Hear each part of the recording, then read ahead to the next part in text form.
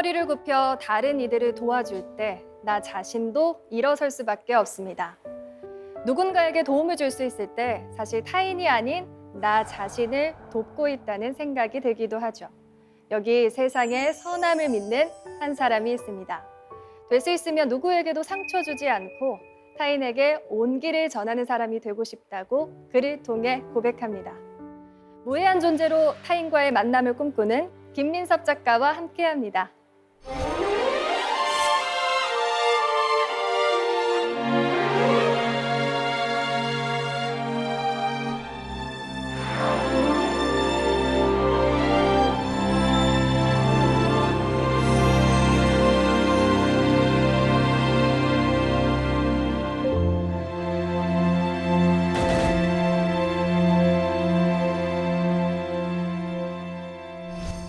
안녕하세요. 반갑습니다. 네, 안녕하세요. 반갑습니다. 네, 나는 지방대 시간 강사다 이후에 대학을 떠나셨다고는 들었어요. 대리운전을 하신다는 소식도 들었고요. 요즘은 어떻게 지내세요? 대학에서 나온 지는 이제 5년이 조금 넘어가요. 그리고 뭐 대리운전도 하고 뭐 이런저런 일들을 하다가 요즘에는 이제 책을 쓰는 일, 작가로서 살아가는 일, 그리고 얼마 전에 1인 출판사 정미소를 만들었어요. 그래서 정말 글을 잘 쓰면서 출간의 기회를 얻기가 좀 힘든 그런 신인 작가들의 책을 내보고 싶어서 이제 만들게 됐고, 그리고 독자와 작가의 만남을 잇는 북크루라는 스타트업을 만들어서 거기에 대표로도 일을 하고 있습니다. 그리고 대리운전도 지금 종종 하고 있고요. 네, 최근에는 재미있는 프로젝트를 SNS에서 진행을 하셨다고 해서 화제가 되기도 했었죠. 네네. 이 작가님께서 말씀하시는 선함의 의미가 그 프로젝트에도 들어가 있는지 궁금합니다. 오늘 강연 잘 부탁드립니다. 네.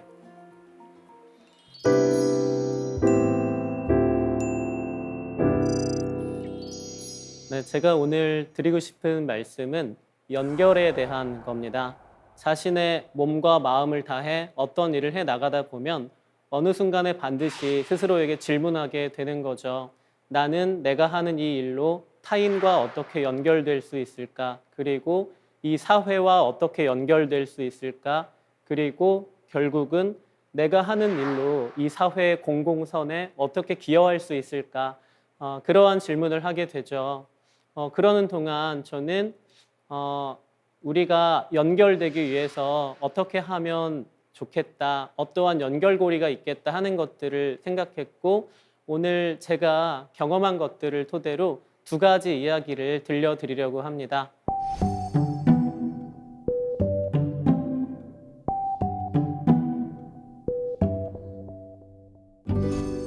저는 제 이름인 김민섭보다도 지방시 작가라는 이름으로 더 알려졌습니다. 지방시는 원래 많은 사람들이 알고 있는 명품 브랜드죠.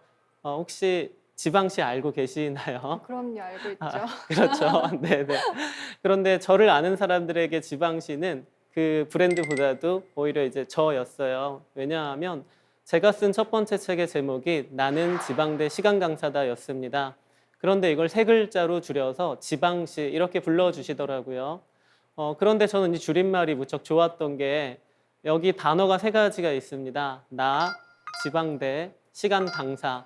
그런데 여기 있는 세 가지의 단어 무엇 하나도 별로 명품이 아닌 것 같더라고요.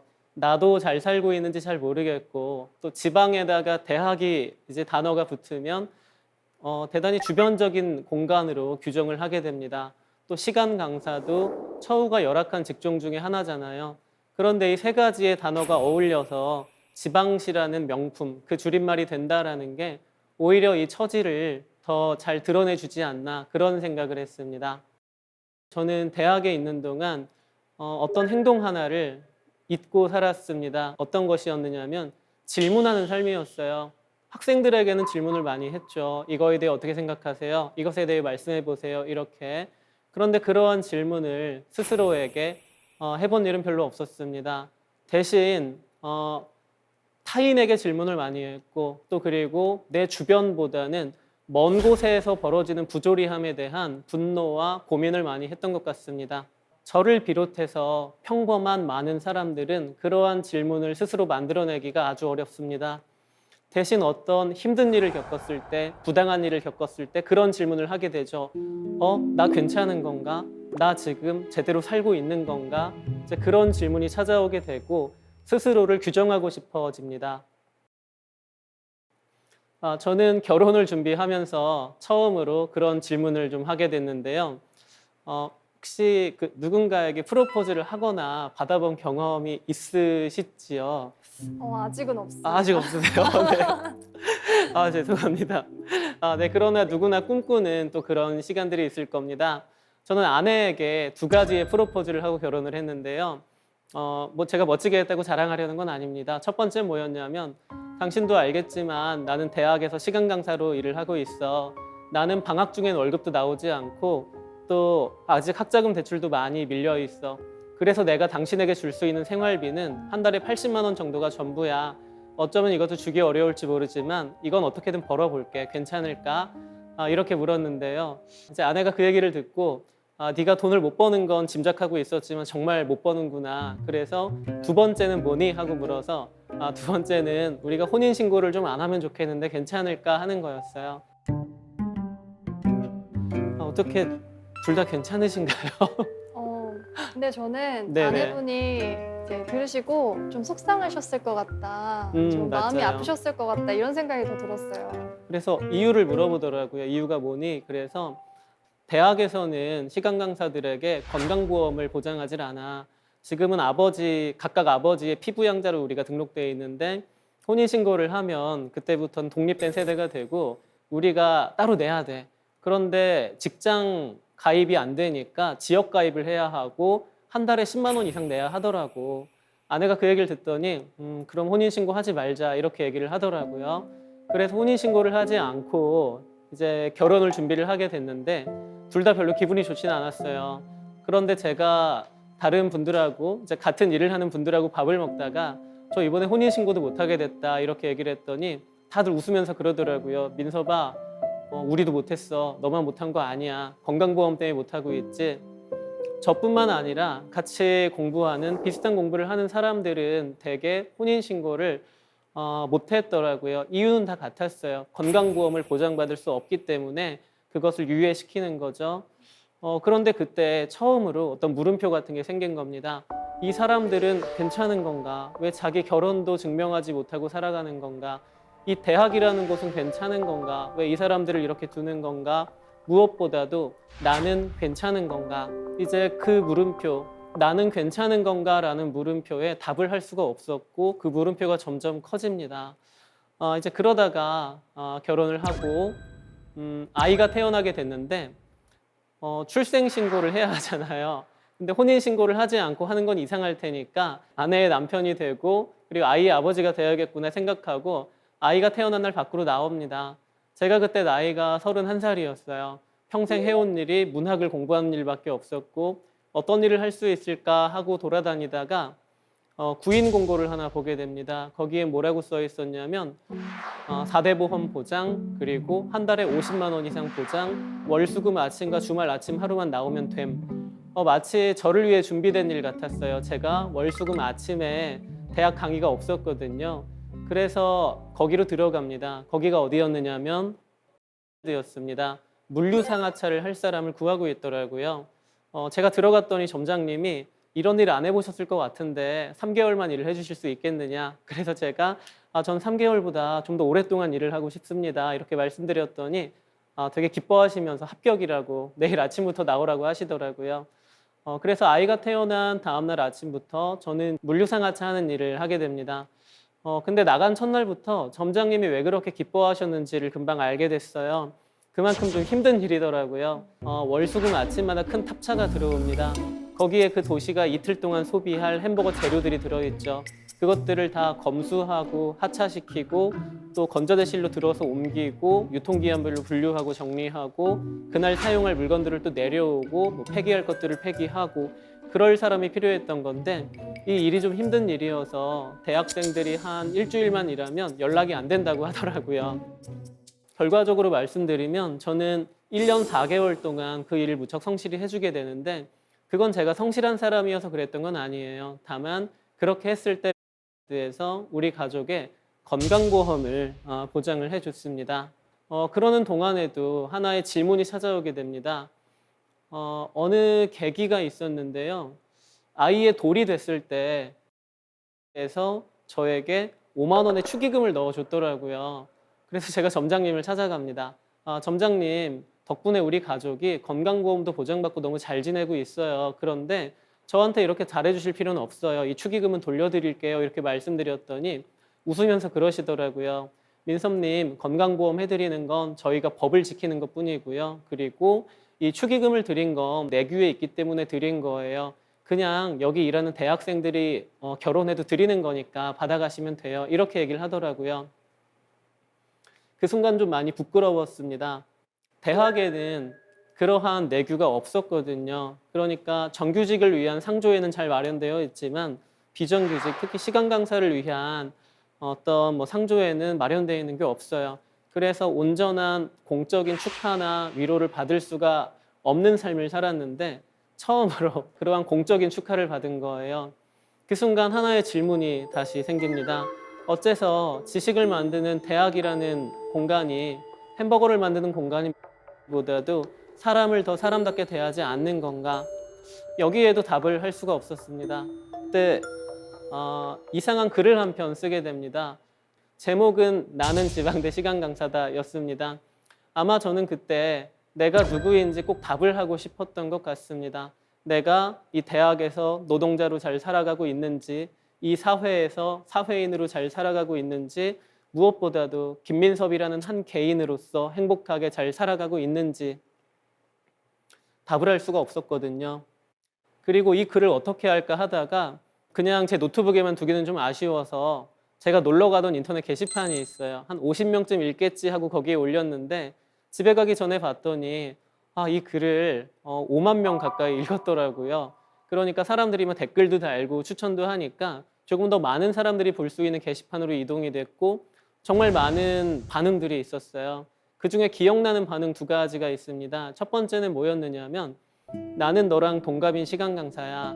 그런데 나의 이야기를 글로 보는 건 처음이다. 너무 고마워. 읽으면서 많이 울었다. 네가 글을 좀 계속 써주면 좋겠어 라는 것이었고 또 어떤 회사원이 글을 남겼더라고요. 나도 너랑 동갑인 회사원이야. 나는 네가 알 만큼 좋은 회사에 다니고 있다. 그런데 나의 삶도 너와 크게 다르지 않아. 우리들의 이야기를 해주어서 고맙다. 저는 저에 대한 고민 그리고 저에 대한 기록을 했다라고 생각했는데 누군가가 내 이야기야, 우리 이야기야 라고 말해주는 게 너무나 신기했어요. 왜냐하면 그동안 제가 쓰는 논문들은 읽는 사람이 많지 않았거든요. 연구자들이 하는 유명한 농담이 있습니다. 우리가 몇 달씩, 몇 년씩 걸려서 이렇게 논문을 써도 읽는 사람은 전 세계에 딱 3명뿐이다. 혹시 그 3명 누군지 아시나요? 지도 교수님이신가? 네, 맞아요. 네, 다 맞추셨어요. 지도 교수가 지도하셔야 되니까 읽고 심사위원들이 심사해야 하니까 읽고 나 자신이 읽죠. 그렇게 전 세계에서 3명과만 연결될 수 있는 그런 글을 쓰면서 저는 저 자신에게 많이 물어봤어요. 내가 하는 일은 어떤 가치가 있는 거지? 그리고 제가 어느 날 논문을 쓰고 있는 걸 본 저의 많이 친한 친구가 저에게 물어봤어요. 민섭아, 네가 그걸 지금 아주 오랫동안 쓰고 있는데 그걸 곁에서 보고 있지만 네가 그걸 왜 하고 있는 건지 난 잘 모르겠어. 정말 궁금해서 물어보는 건데 그 두 가지의 소설을 비교해서 논문을 쓰는 게 이 사회에 어떤 의미가 있는 거야? 라고 묻더라고요. 답하고 싶었어요. 내가 하는 이 일이 내가 지금 몸과 마음을 다해 진심을 다해 하고 있는 이 일이 이 사회와 이 세계와 어떻게 연결될 수 있을 것인가 답을 할 수가 없었거든요. 그런데 그 이후에도 연구실에서 논문을 쓸 때마다 계속해서 떠오르는 거예요. 내가 지금 하는 이 일이 당신과 어떻게 연결될 수 있을까? 대단히 답을 하기가 어려웠죠. 아니, 할 수가 없었죠. 그때마다 제 몸이 먼지가 되어가는 그런 기분이 됐습니다. 점점 작아지고 작아지다가 어느샌가 둥실 떠오르더라고요. 그래서 뭔가 먼지처럼 그 중력 안에서 이렇게 부유하는 그런 기분이었어요. 몸이 아주 작아져서. 그런데 이 나는 지방대 시간 강사다라는 글을 계속 써보고 싶어집니다. 어떤 사람들은 제가 이 글을 쓴 게 대학의 현실을 고발하고 폭로하기 위해서라고도 해요. 그런 생각을 해보고 쓴 글은 아닙니다. 다만 내가 여기에서 무엇으로 존재하고 있을까? 나는 어떤 처지에서 살아가고 있는 걸까? 나를 규정해보고 싶었고 또 무엇보다도 부끄럽고 싶지 않았어요. 인문학 강의실에 들어가면 학생들에게 꼭 하는 말이 있습니다. 너 자신으로서 주체적인 개인으로서 잘 살아가야 한다. 잘 생각하고 답을 해주기 바란다. 그런데 그런 말을 하는 저 자신이 나의 노동도 나의 결혼도 제대로 증명할 수가 없고 또 내가 누구인지 제대로 규정할 수 없다라는 것이 많이 부끄러웠습니다. 그래서 저는 조금 더 행복해지기 위해서 그리고 내가 하는 일로 누군가와 연결되고 싶어서 이 글을 써 나가기 시작합니다. 글을 계속 쓰다 보니까 점점 더 많은 사람들이 읽더라고요. 첫 글은 5만 명 정도가 읽었는데 뭐 두 번째 올린 글은 또 몇만 명, 몇만 명. 나중에는 제가 글을 올리면 페이스북이나 이제 뭐 트위터 같은 곳에 많은 사람들이 공유를 했는데 그 공유하는 사람들이 되게 대학원생들이었습니다. 특히 친구 공개를 많이 하시더라고요. 나중에 어떤 대학원생이 그랬어요. 이거 전체 공개하면 교수님이 볼지도 몰라서 그냥 내 친구들만 볼 수 있게 공유했다라고 아마 많은 대학원생들이 그랬던 것 같습니다.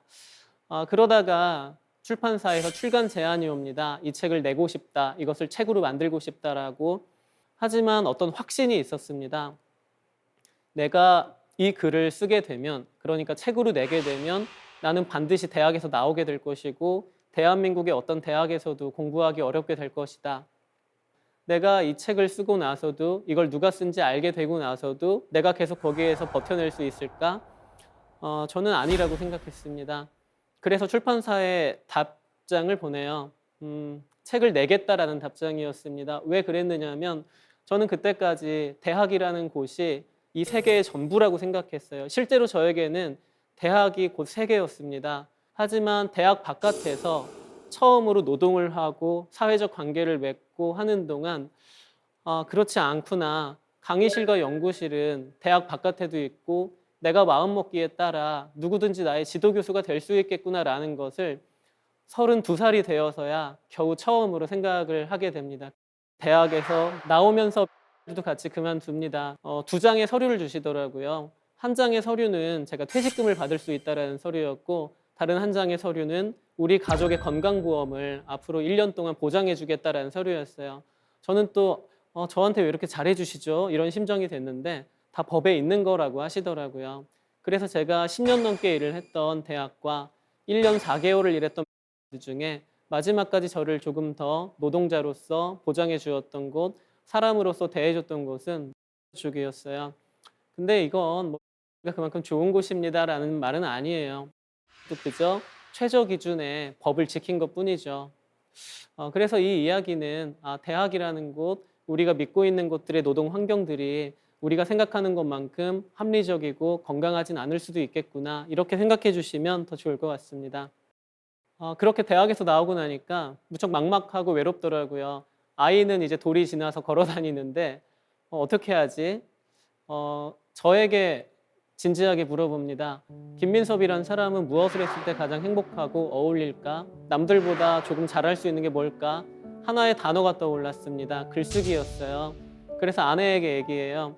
내가 10년 동안 대학에서 논문만 읽고 썼어. 그러면서 쓰고 싶었던 글들이 있었는데 당신이 괜찮다고 하면 1년 동안 그 글을 좀 쓰면서 살아볼게. 그렇게 해서 2천만 원을 벌면 계속 작가로 살아갈게. 아내가 그 얘기를 듣더니 뭐 다 네 마음대로 했는데 이것도 네 마음대로 해 이렇게 허락인지 뭔지 모를 말을 하더라고요. 그런데 왜 2천만 원이었느냐라고 하면 제가 그때 나이가 33살이 됐는데 그러는 동안 1년에 2천만 원을 벌어본 일이 한 번도 없었어요. 언젠가 같이 공부하는 분들하고 밥을 먹다가 누군가가 우린 언제쯤 2천만 원을 벌 수 있을까라고 하니까 다들 웃으면서 그건 있을 수 없는 일이니까 이상한 얘기 하지 말고 밥 먹고 논문 쓰러 가자. 이제 그런 이야기를 했던 그런 기억이 있어요. 그래서 저에게 1년에 2천만 원이라는 돈은 제가 어떤 무언가를 시작했을 때 한 성공의 증표라고 할 수 있는 거였어요. 그래서 이제 그렇게 이야기를 하고 글을 쓰기 시작했고 그러다가 한 달 만에 다시 아내에게 미안한데 나 다시 일을 좀 시작할게 이렇게 말을 하게 됩니다. 왜냐하면 제가 대학에서 나와서 새롭게 쓴 글들이 제 마음에 안 들었어요. 내가 이런 글을 쓰려고 대학에서 나온 게 아닌데 뭐 그 프랜차이즈 카페에서 노트북을 열고 아메리카노를 주문하고 그렇게 쓰는 글들이 제 마음에 안 들더라고요. 왜 그럴까 생각해 보니까 이 지방시라는 글은 내가 노동하는 한 개인으로서 그리고 일상을 버텨나가고 또 사회적 관계를 맺는 한 개인으로서 내 몸에 새겨진 글들을 발견하고 옮겨 적은 거구나. 그런 글들은 힘이 있구나. 그래, 나는 다시 일을 하면서 공부하고 거기에서 배운 것들을 옮겨 적어야겠다라고 생각하고 어떤 일을 해야 할까 이제 고민을 시작하는데 대리운전을 시작을 합니다. 왜 대리운전이었느냐라고 하면 저 자신을 무엇으로 규정할 수 있을까 고민하다가 대리인간으로 규정하게 됐어요. 그러니까 나의 욕망이 아니라 이 사회의 욕망을 나의 욕망이라고 믿고 그걸 수행하기 위해서 살아온 게 아닌가. 누군가의 삶을, 누군가의 욕망을 대신 수행하면서 살아온 게 아닌가. 그러면서 나 스스로 잘 살고 있다라고 믿었던 게 아닌가. 그러다가 대리로 시작하는 뭐 노동이 없을까 장난처럼 생각하다가 대리운전이 떠오른 겁니다. 그러면서 한 가지 다짐을 해요. 내가 일을 하면서 배우는 게 있다면 두 번째 책을 이걸로 써야겠다. 그리고 일은 정말 힘들었습니다. 물리상하차하고는 비교도 안 될 만큼 힘들었어요. 뭔가 이렇게 일을 하다가는 병원비가 더 나오겠는데 라는 생각도 들고 그런데 한 달쯤 일을 했을 때 보니까 제가 100번 정도 운전을 했더라고요. 그리고 한 100번째쯤 타인의 운전석에서 내리는 순간 새로운 물음표가 하나 찾아옵니다. 어쩌면 이 사회가 거대한 타인의 운전석이 아닐까 하는 거였어요. 나는 대리운전을 시작한 지 한 달밖에 안 됐지만 어쩌면 내 삶 속에서 끊임없이 대리운전을 해온 존재인지도 모르겠다. 나의 의지와 나의 욕망으로 나의 차를 운전하고 있다라고 믿었지만 어쩌면 목적지로 가는 속도와 방향까지도 어떤 내비게이션과 같은 목소리들이 통제해 온 게 아닐까.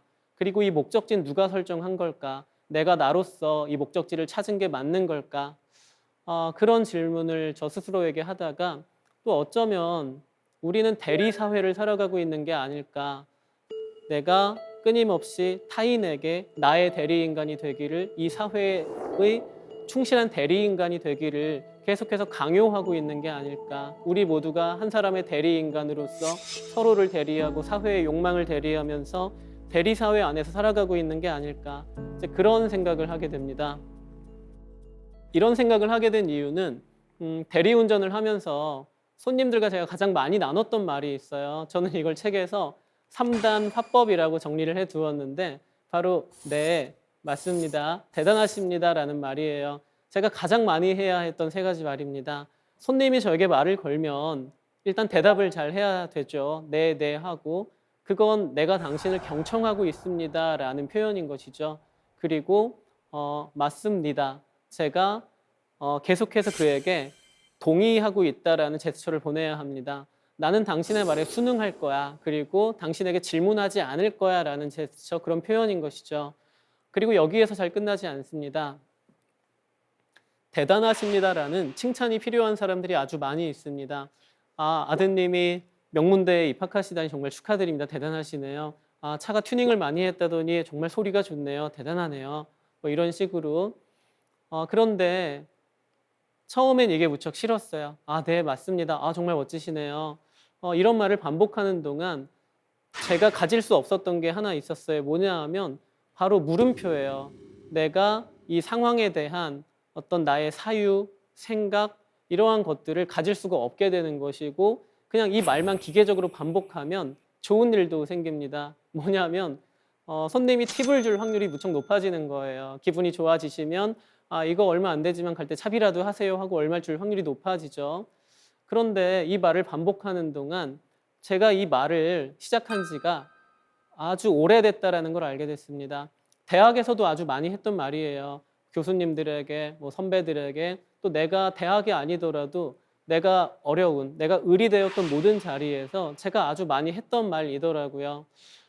우리는 이러한 말을 하면서 물음표를 잊어가고 그로 인한 작은 이익을 또 얻어가면서 계속해서 사유하지 못하는 대리인간이 되어가고 있구나. 이제 이 날은 이 생각을 한 날 집으로 빨리 돌아옵니다. 이 생각들을 놓치고 싶지 않았거든요. 그리고 집에 와서 노트북을 열고 한 문장을 옮겨 적습니다. 이 사회는 거대한 타인의 운전석이다. 그리고 그 밑에 이 책의 제목을 적습니다. 대리사회. 대리사회란 책이 나오고 저는 개인과 개인의 연결뿐 아니라 그리고 개인과 사회의 연결 그리고 시대의 연결을 생각해 보게 됩니다. 질문은 저는 자기 자신에서부터 시작해야 된다라고 생각해요. 나는 괜찮은가? 라고 질문하고 답을 한 개인은 타인에게 따뜻한 시선을 보낼 수 있습니다. 당신은 괜찮은가? 라고 묻는 것이죠. 그리고 다시 우리는 괜찮은가? 이 사회는 괜찮은가? 이 시대는 괜찮은가? 하고 순차적으로 그 질문을 건강하게 확장시킬 수 있다라고 생각합니다.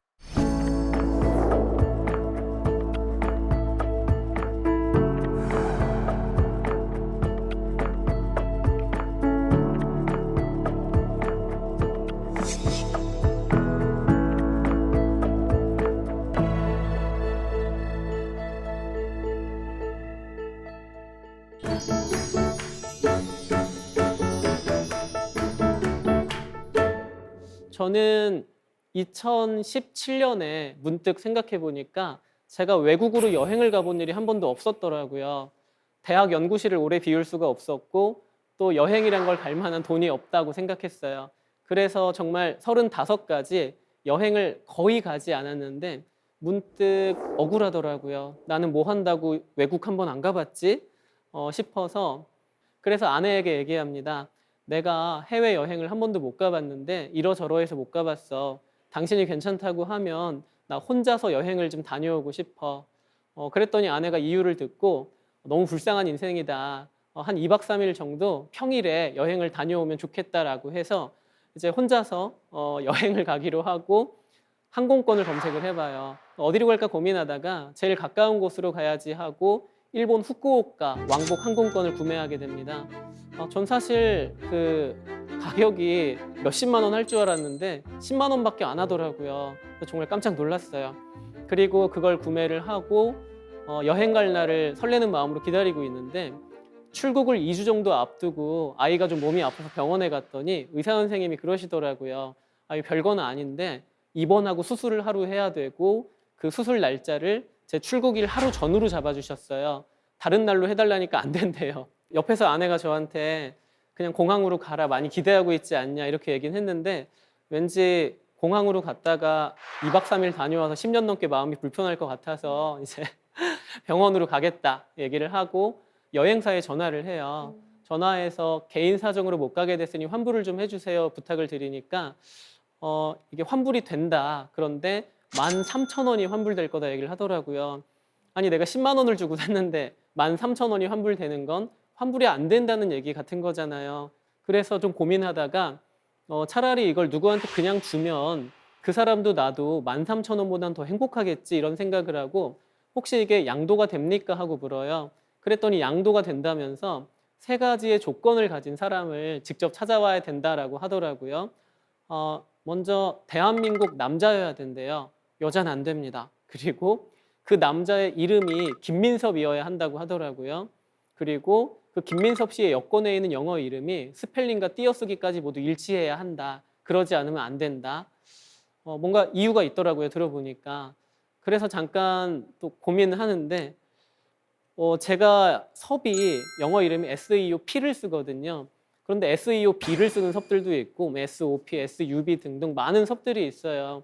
여행 갈 수 있는 김민섭 씨를 한 일주일 안에 찾아야 되는데 찾아도 또 여권을 확인해야 되고 갈 수 있는 확률이 얼마 안 되잖아요. 그런데 그때 어떤 생각이 들었냐면 어쩌면 내가 이 김민섭이란 흔한 이름으로 지금 이 시대에 태어나 살아가고 있는 이유가 여기에 있는지도 몰라. 김민섭 씨를 찾아야겠어. 그리고 반드시 여행을 보내줘야겠어. 한번 찾아보겠습니다 하고 전화를 끊고 제 페이스북에 글을 올립니다. 김민섭 씨를 찾습니다. 후쿠오카 왕복 항공권을 드립니다. 글이 올라가고 많은 사람들이 좋아요를 누르고 공유를 하고 댓글을 달면서 응원도 하고 또 같이 김민섭 씨를 찾아주시더라고요. 자기 친구 김민섭 씨를 댓글로 태그해서 데려오고 또 이제 그 사람들이 나 너무 가고 싶은데 회사 때문에 못 가. 아, 나 너무 가고 싶은데 나는 스펠링이 달라. 뭐 이런 식으로 이제 모여서 갈 수 있다 없다 막 얘기를 하는 걸 보고 아, 금방 찾겠구나 생각했는데 김민섭 씨는 4일째가 돼서야 나타납니다. 사실 다들 포기하고 있던 시점에 나타난 거였어요. 그리고 메시지가 어떻게 왔냐면 안녕하세요. 저는 93년생 대학에서 디자인을 공부하고 있는 학생입니다. 저는 졸업 전시 비용이 좀 부족해서 휴학하고 일을 하고 있어요. 제가 다녀와도 괜찮을까요? 하는 거였어요. 정말 여권에 있는 영어 이름까지 저와 완전히 같은 저와 10살 차이가 나는 25살 청년이었습니다. 그리고 휴학하고 일을 하고 있다라는 그 말에 정말 여행 가기에 적합한 김민섭 씨가 나타났구나 하고 생각하게 됩니다.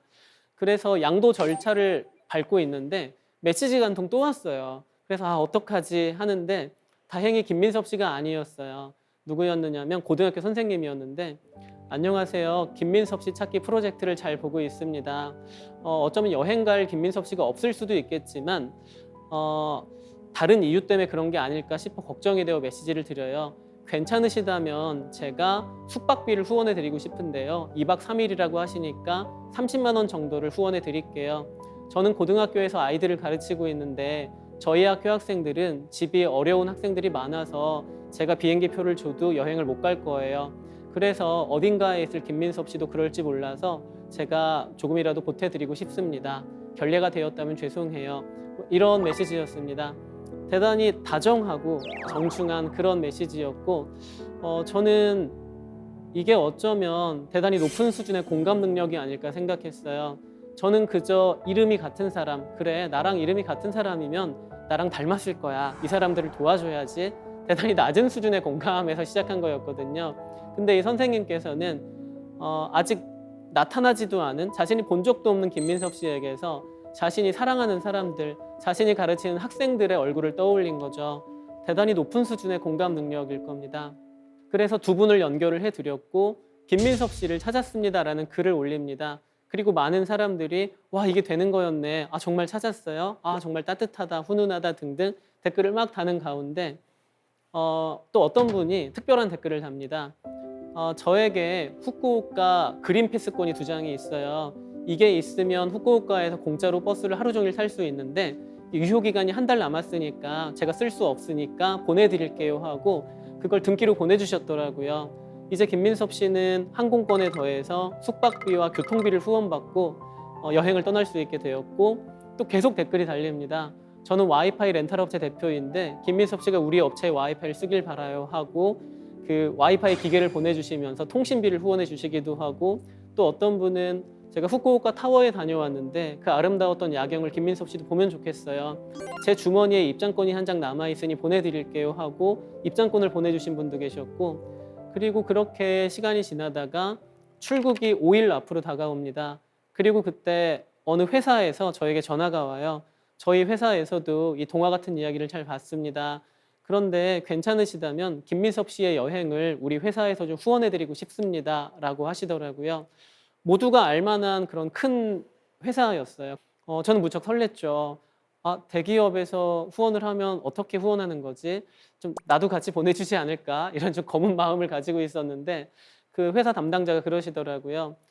김민섭 씨가 휴학하고 일을 하고 있다라고 들었다. 아마 대한민국의 많은 청년들이 그럴 것이다.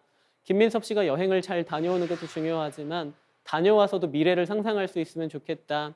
그래서 청년들에게 희망이 될 수 있으면 좋겠고 우리가 그래서 졸업 전시 비용까지 같이 좀 후원을 해드리고 싶다. 그런데 이걸 저희가 그냥 다 드리는 건 의미가 없을 테니 작가님이 글을 하나 써서 저희에게 주시면 새로운 크라우드 펀딩을 열겠다라는 내용이었어요. 지금까지는 김민섭 씨 찾기 프로젝트였잖아요. 이때부터는 프로젝트 이름이 93년생 김민섭 씨 후쿠오카 보내기 프로젝트로 바뀌어서 그 포털 회사의 메인에 걸리게 되고 2박 3일 동안 270명 정도의 사람들이 270만 원 정도를 모아서 이 청년에게 전달해 주게 됩니다. 여행 잘 다녀오고 돈이 남는다면 졸업전시 비용에도 보태면 좋겠어요 하고 여행 가는 날 아침에 저도 이 청년의 얼굴을 좀 보아야 할 것 같아서 저도 이 청년을 보러 갑니다. 그 청년이 저에게 먼저 도착해서 발권을 했다라고 하는데 여행사 직원이 그러셨다고 하더라고요. 아, 김민섭 씨시죠. 저희가 발권해 드리게 돼서 영광입니다. 여행 잘 다녀오세요. 이제 김민섭 씨와 이야기를 나눕니다. 김민섭 씨가 저에게 물어보더라고요. 작가님, 아무리 생각해도 잘 모르겠는데 특별할 건 없는 저를 이렇게 많은 사람들이 도와준 이유가 뭘까요? 라는 거였어요. 그리고 저에게도 작가님은 저를 왜 도와주셨나요? 이렇게 묻더라고요. 여기에 뭔가 멋있게 답해야 될 책임이 있는 것 같았어요. 그때 제가 대학에서 나왔을 때 저를 도와주셨던 분들의 얼굴이 떠올랐어요. 그분들이 없었다면 저는 두 번째 책을 낼 수가 없었을 겁니다. 이제 책이 나오고 그분들을 한 분 한 분 뵙고 감사를 드렸어요. 감사합니다. 덕분에 제가 두 번째 책을 쓸 수 있게 됐어요. 그런데 왜 저를 도와주신 건가요? 근데 그분들의 대답이 서로 알고 있는 사이가 아닌데도 거의 비슷했습니다. 그래서 저는 그 말을 이 청년에게 돌려주기로 해요. 그게 뭐였느냐면 바로 당신이 잘 되면 좋겠다고 생각했어요 라는 거였습니다. 당신이 잘 되면 좋겠다는 말, 여기에는 어떤 이유가 없더라고요. 그런데 이 말을 들은 93년생 김민섭 씨가 무슨 말씀인지 알 것 같아요. 제가 오늘 공항으로 오는 동안 많은 사람들의 얼굴을 봤는데 평소라면 그냥 지나쳤겠지만 오늘은 그럴 수가 없었어요. 그들을 볼 때마다 저 사람이 나를 도와주지 않았을까? 저 사람 덕분에 여행을 갈 수 있는 게 아닐까? 그렇게 생각하니까 그때마다 한 가지 생각이 머릿속에 떠올랐는데 그게 바로 저 사람이 잘 되면 좋겠다라는 거였다고 하더라고요. 그런데 그렇게 말하는 김민섭 씨가 조금 얼굴이 피곤해 보였어요. 그래서 저는 혹시 여행 간다라는 게 설레서 잠을 못 잤군요. 이렇게 물었더니 아니요. 제가 친구들하고 준비하는 취업 공모전이 있는데 제가 해야 될 몫을 하느라고 이틀 동안 거의 밤을 샜어요. 그런데 제 몫을 다 했으니까 여행을 갈 수 있어요. 라고 이야기를 하더라고요. 그 순간 많은 사람들이 이 특별할 것 없는 청년을 도와준 이유를 저도 조금 더 알 것 같았습니다. 정말이지 평범한 청년이었던 거예요. 제가 아는 많은 청년들이 그 김민섭 씨처럼 잘 잠을 자지 못합니다. 해야 될 일이 아주 많이 있거든요. 입시 준비, 입사 준비, 취업 준비, 자격증 준비, 그리고 취업을 해서도 해야 될 일들이 또 아주 많이 있습니다. 그런데 그 시기는 아마도 대단히 연약한 시기라고 말할 수 있을 겁니다. 연약한 시기. 스스로에게 물음표를 만들어낼 수 없고 어렵게 물음표를 만들어내더라도 내가 하는 일로 이 사회에 내가 어떤 선한 영향을 줄 수 있을까? 거기에도 답을 할 수 없는 정확히 그 상태. 그런데 많은 사람들은 김민섭 씨를 보면서 자신의 연약했던 시절을 떠올린 게 아닌가 싶습니다. 혹은 자기 주변에 사랑하는 사람들이 겪고 있는 연약한 시절을 또 함께 떠올린 게 아닐까 싶습니다. 그래서 이 김민섭 씨가 여행을 잘 다녀오는 건 모두에게 정말 중요한 일이 된 거예요. 이 청년은 여행을 잘 다녀와야만 한다.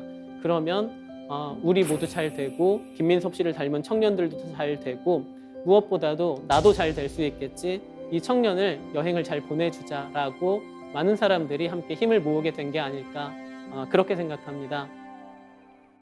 저는 이 청년을 보면서 느슨한 방식의 연결 그리고 연대를 생각했습니다. 제가 대학에 있을 때는 그러니까 제가 대학생이던 때는 2000년대 초반이었는데요. 그때 가장 많이 들었던 말이 연대라는 겁니다. 그러니까 민섭아, 우린 연대해야 해. 민섭아, 어디에 모여서 연대할 거야. 이런 이야기를 아주 많이 들었는데요. 그 연대라는 것은 대개 함께 어느 깃발 아래에 모여서 같은 구호를 외치고 가끔 어깨동무도 하고 또 비슷한 옷도 입고 그래야만 하는 거였어요. 여기 모인 사람들을 강하게 묶어내고 그 바깥의 사람들을 모두 투쟁해야 할 대상으로 두는 그런 방식의 연대가 많았습니다. 그런데 제가 대학에서 나올 때쯤에는 연대를 말하는 사람은 이제 거의 없었습니다. 그렇다면 우리가 연결될 수 있는, 연대할 수 있는 가능성은 없는 것일까? 저는 그렇지 않다라고 생각해요. 오히려 지금 우리는 느슨한 방식의 연결이라는 새로운 방식의 연결을 추구하고 있지 않은가 생각합니다. 그러니까 굵은 밧줄로 소수의 사람들을 묶어내는 게 아니라 모두가 연결되었다라는 상상을 하는 겁니다. 아주 가느다란 끈으로 눈에 보이지도 잘 않고 아주 느슨하고 금방 끊어질 것 같이 약해 보이는 끈이지만 절대 끊어지지 않죠. 그 느슨한 끈을 누군가가 잡아당기면서 저 여기에 있어요 라고 하면 그 사람을 발견한 우리는 당신이 거기에 있었구나. 당신의 말을 듣고 싶어. 그리고 네가 잘 되면 좋겠다. 네가 잘 되면 우리도 잘 되고 나도 잘 될 거야. 어쩌면 당신이 잘 되면 좋겠다는 이 새로운 연결의 방식이 우리 사회를 조금 더 선한 방식으로 이어주고 있지 않은가 그런 생각을 하게 됐습니다. 네. 길게 얘기한 것 같은데요. 제가 처음에 우리가 서로 연결되기 위해서 우리가 꼭 해야 할 두 가지 일이 있다라고 말씀드렸습니다. 첫 번째는 자기 자신과 자기 주변에 대한 질문을 하는 일입니다. 나는 지금 어디에서 무엇으로 어떻게 살아가고 있는 건가, 존재하고 있는 건가, 나는 지금 김민섭이라는 당신이라는 개인으로 잘 살아가고 있는 건가, 그 나는 괜찮은가라는 질문에 답한 사람만이 스스로 단단해지고 타인에게 그리고 이 사회에 이 세계에 다음 질문을 건강하게 확장할 수 있다라고 생각합니다. 그래서 자기 자신에게 질문하고 단단해지는 일, 그리고 다음으로 우리가 해야 할 일은 나와 닮은 사람들을 발견하는 일입니다.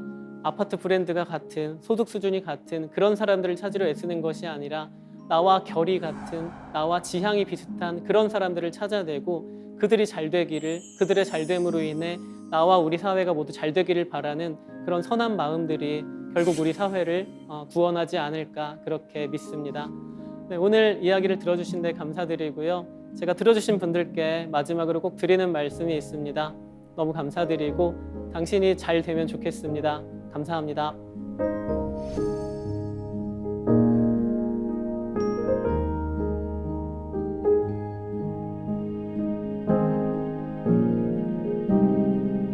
네, 강연 잘 들었습니다.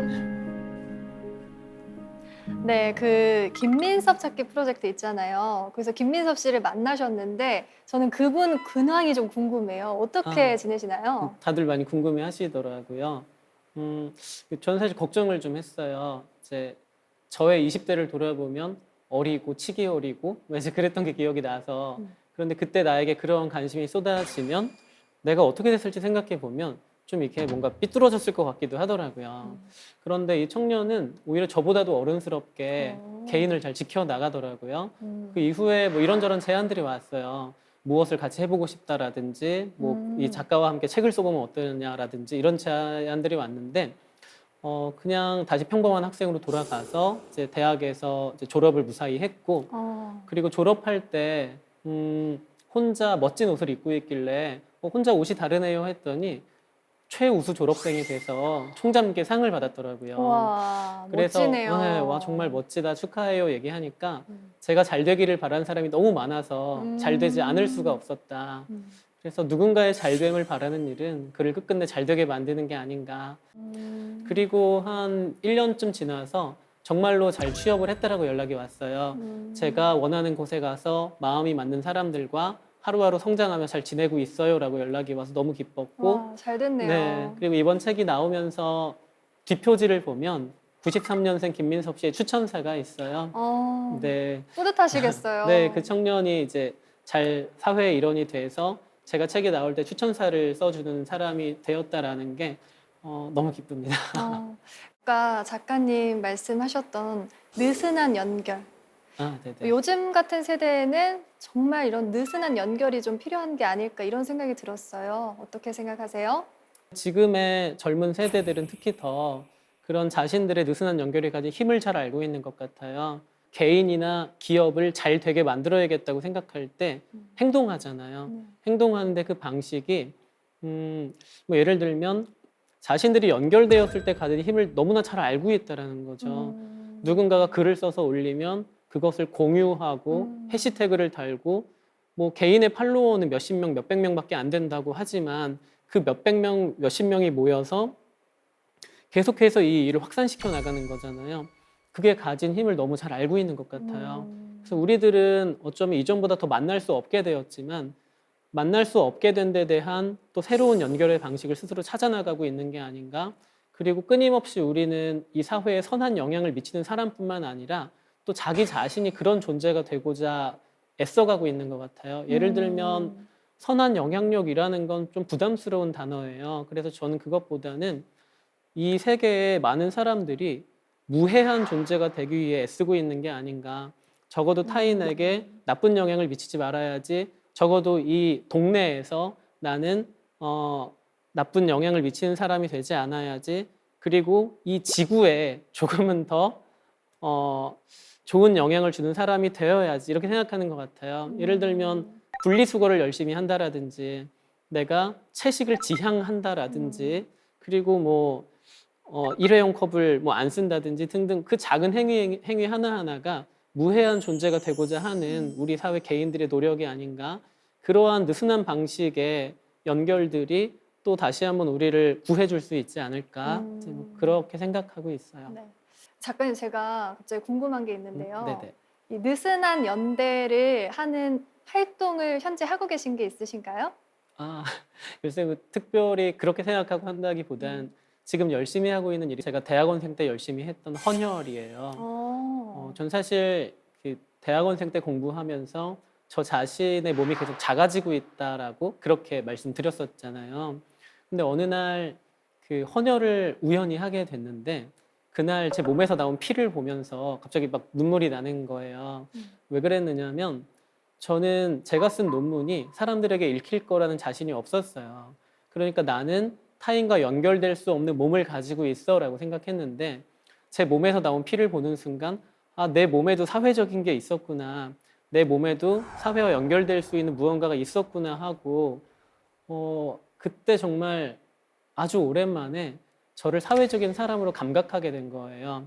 그래서 헌혈을 2주마다 한 번씩 할 수 있다고 하길래 대학원 석사, 박사 과정생 시절 동안 정말 2주에 한 번씩 헌혈을 하러 다녀서 대학원생 때만 거의 80번 가까이 그때 와. 헌혈을 했고 그리고 한동안 하지 않았어요. 그러다가 이제 대학에서 나와서 이제 언젠가 한번 헌혈을 하러 다시 갔어요. 별 생각 없이 갔는데 다시 한번 제 몸에서 나온 피를 보는 순간 그때랑 비슷한 마음이 되더라고요. 또 좀 울컥하셨어요? 아, 그땐 울진 않았습니다.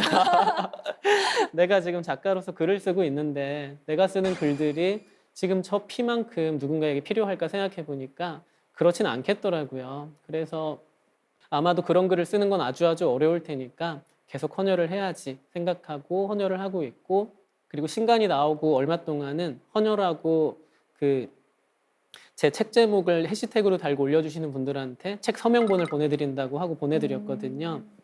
그랬더니 헌혈에 참여한 분들이 막 댓글을 다셨는데 저 때문에 헌혈을 처음 해본 분들도 계시더라고요. 정말 기뻤어요. 진짜 선한 영향력이네요. 또 느슨한 연대이기도 하고요. 네, 오늘 강연 너무 잘 들었고요.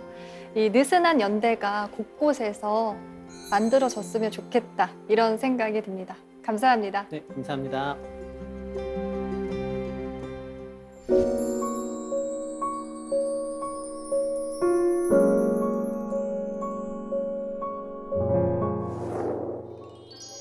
서른이 되기 전 헌혈을 100번 한 사람이라면 서른이 되기 전 박사, 정규직, 4대 보험과 견줄 수 있지 않을까요?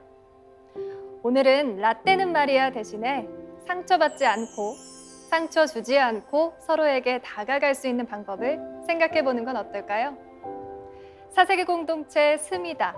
저희는 다음 시간에 찾아오겠습니다. I know your eyes in the morning sun. I feel you touch me in the pouring rain.